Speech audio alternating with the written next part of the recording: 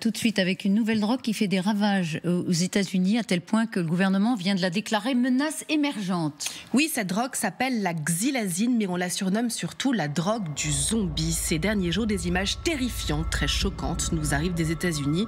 Des hommes et des femmes pliés en deux qui semblent dormir debout, les yeux révulsés.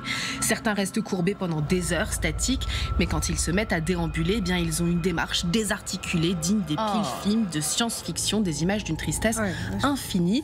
On parle d'un anesthésiant 100 fois plus fort que la morphine. Alors à l'origine, la xylazine, eh bien, c'est un sédatif utilisé par les vétérinaires depuis 50 ans, un antidouleur pour chevaux, mais des dealers l'ont détourné de son usage habituel, mélangé avec d'autres opioïdes. Cette drogue provoque aussi des lésions cutanées qui peuvent aller jusqu'à des nécroses. Elle peut être mortelle. Alors au début, elle a touché principalement Philadelphie, mais désormais elle touche tous les États du pays. La situation est telle que le gouvernement américain a déclaré cette drogue comme menace émergente. C'est une première dans l'histoire de la nation, comme le souligne le docteur Rahul Gupta, directeur du bureau chargé de la lutte contre les drogues à la Maison-Blanche. Cette nouvelle drogue pourrait être un cauchemar. Elle s'appelle xylazine, mais on la surnomme la drogue du zombie, car elle dévore la peau et elle peut être mortelle. C'est un mélange de fentanyl et d'héroïne que servent des dealers diaboliques.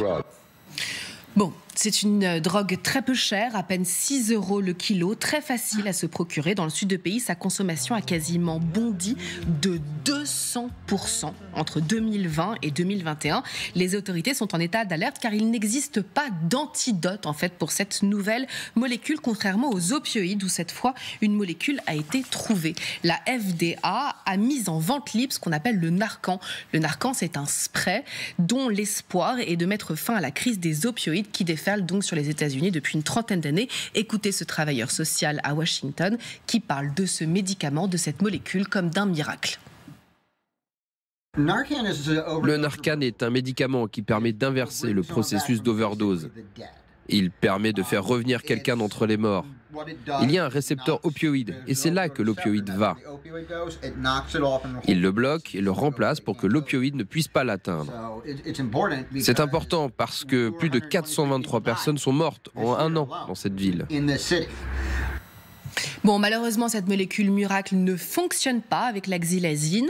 On sait d'ailleurs très peu de choses sur cette nouvelle drogue américaine. Le gouvernement s'est laissé 3 mois pour agir. En France, les autorités sanitaires suivent de très près, car on sait que le pays est toujours en avance en matière de consommation illicite. Mais pour l'instant, il n'y a pas de trace de cette drogue, donc de cette drogue tranquille.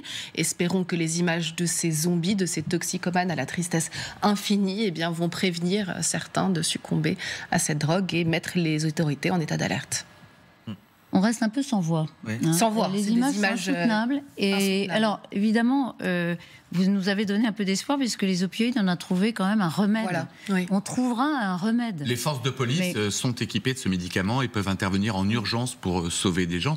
Mais ce que révèle Paola est très intéressant parce que l'espérance de vie aux États-Unis, figurez-vous, a reculé. On est revenu au niveau de 1996, 76,1 ans pour cette année, en recul de 2,7 années par rapport à 2019. Il y a 4 ans. Et c'est principalement dû aux homicides, à la drogue, donc le phénomène que vous décrivez avec les opioïdes, et puis aussi aux accidents de la route. Et donc les États-Unis sont en chute libre. Mais d'abord les drogues et les fusillades. Enfin, effectivement, les fusillades, on en entend parler régulièrement. Et ça fait baisser notamment les jeunes, non? Ah, mais ça fait baisser extraordinairement sur les moins de 40 ans. C'est là où c'est le plus sensible. Et c'est pour ça que les chiffres baissent de façon aussi significative, aussi spectaculaire.